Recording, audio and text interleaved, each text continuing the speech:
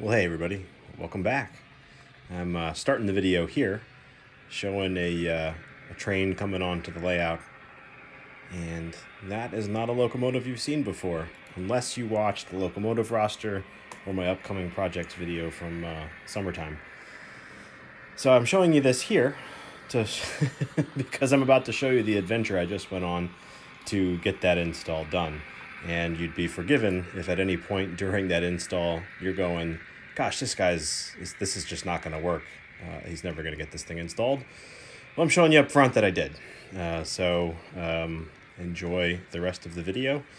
Yes, that's not a Southern caboose. That's another of my projects to come. So I just slapped a Seaboard caboose on the end. But let's get into it and get this locomotive converted.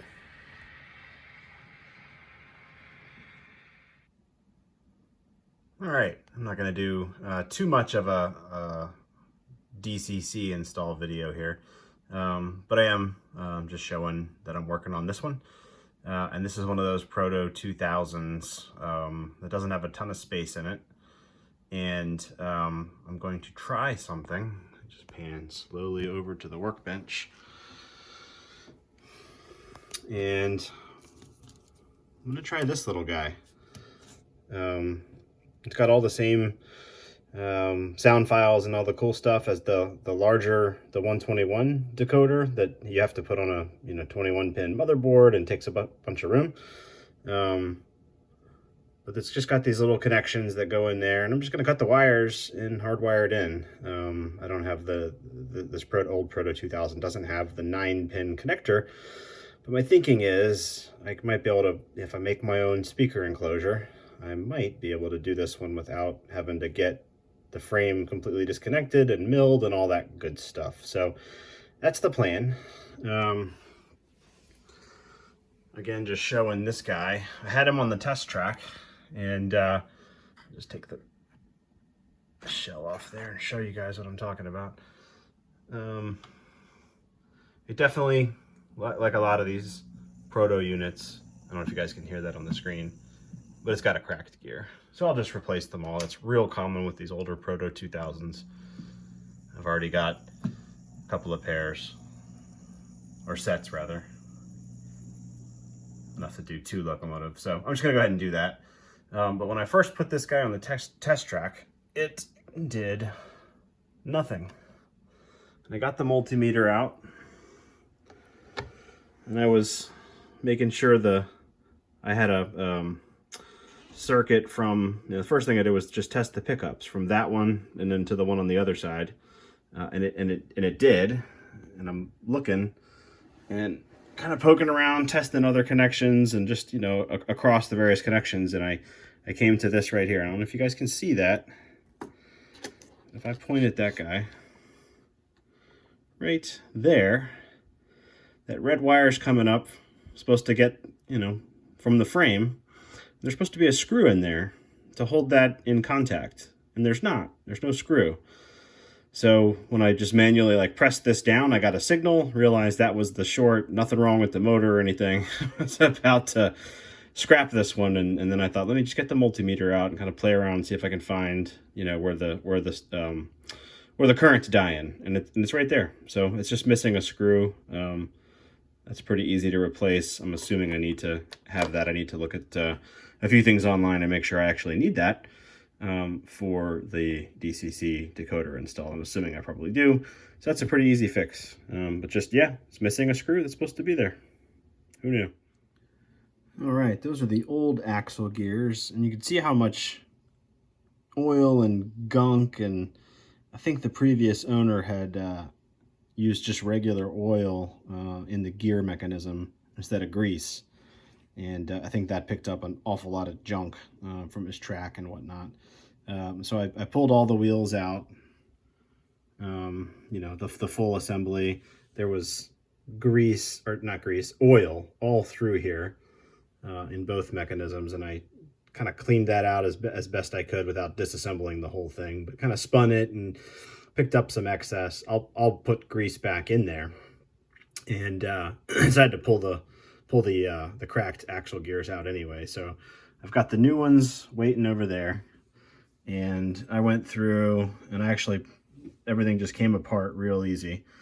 So I took all the little bearings, these little square bearings, off the ends of the wheels, cleaned this surface, let me point at it right here, all around. Let me get one that's in frame. That whole area around in there, on that part of the axle shaft, was gunked up pretty good on all the wheels, as well as, you know, inside of these things.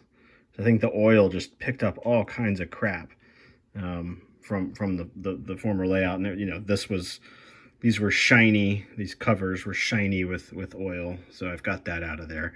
I think it had just been over lubricated and used oil. And I used, let's see, 91% isopropyl alcohol.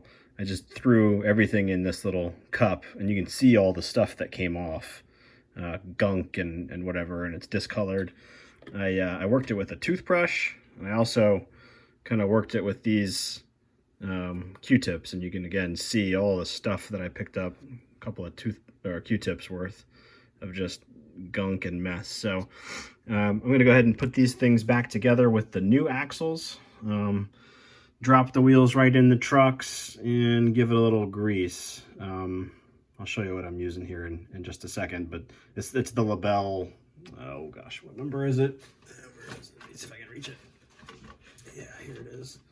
The label's weird on this. So I ordered it, I guess, once the pandemic had started, so it's like a paper label. But anyway, it's LaBelle 106.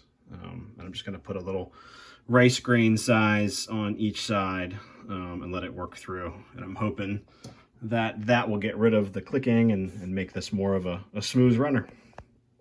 More to come. All right, so after reassembling and lubricating, I put some LaBelle light oil on the bearings, the little square parts in the wheels. I also put some on the one side of the flywheel. There's a bearing that goes to the frame there. And then I did just a little rice size bit of grease in the gear mechanism itself underneath the truck. And this is just DC power, and it sure seems to be able to crawl nice and steady now. So hopefully with a good high quality decoder in there, this will become a very nice running locomotive.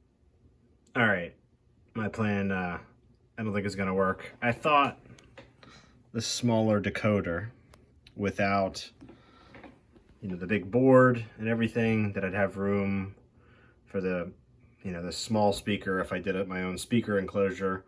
I thought maybe there'd be room. So first off, they're not gonna fit one in front of the other. I mean, for one thing, there's a wiring harness there with a bunch of wires coming out of it, so this isn't going to be able to be even over to the left as much as it is. But you can see here, even like that, there's a ton of overhang. And I don't think I want to mill that area out because the light's in there, and I'm going to replace the light, but there is I guess you could mill that out if you wanted to mill. But I'm trying to avoid that because I do not want to tear this entire locomotive apart, and I certainly don't want to mill it with the motor and these parts anywhere, or the gears, anywhere near all those metal splinters flying around. So they're not going to fit one in front of the other. I thought maybe this little space here would work, but it's very visible through the windows. That's where that space goes. So that's not going to work. And besides, if anything, I'd probably slip the Keep Alive down in there. So I think what I'm going to do, doing a little research online. Well, before I get to that, the other thing I was thinking is maybe I could put this down here and then make a very flat speaker enclosure that sits on top of it. And there's not enough vertical clearance for that. I tried. I looked. So I'm going to go ahead and use this decoder because I've got it. And I'm going to take all this out. I'm going to put the decoder here and the Keep Alive here, and that's going to be fine. And I'm going to try something from, I think it's Steam Backshop, and it's a sugar cube speaker that's designed to fit up in the roof. And I was looking on their website, and there's a deeper one that would be, see, there's these figures here in the window, you can see them. And there's not enough vertical clearance in there for that deeper one. There's a side-by-side, but there's not enough clearance for from front to back for that. It's too It's not wide enough. Then there's I forget the two sizes of sugar cubes. I want to say 18 by 13, something like that. That one's not going to work because it's vertically too far and will be hitting that figure's head and visible through the window. So I think the smallest, I think it's 15 by 11 millimeter sugar cube speaker.